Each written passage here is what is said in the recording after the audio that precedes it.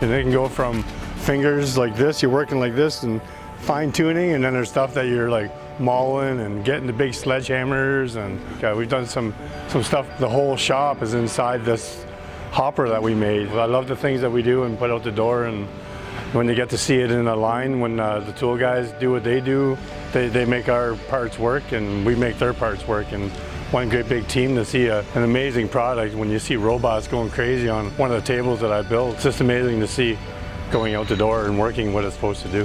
When I first started off in the trade, we had to bend our own, shear our own material. There was no laser cuts. There was no, if it had to be made, you made it. And I love that part of it, right? It was like I rolled it, I made it, I cut it, I banged it, I made it fit. I did everything to make that job go out the door. I wanted to work with my hands. I started off, I went to college for business and financing.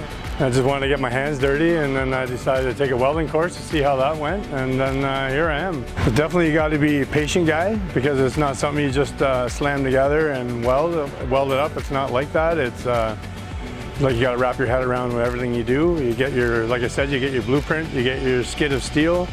Take your time with the drawing. I love seeing my skid of steel and my drawing, and then at the end of it, my part is on that skid. That's my passion, to see it built. It's an amazing team. I love being a part of it.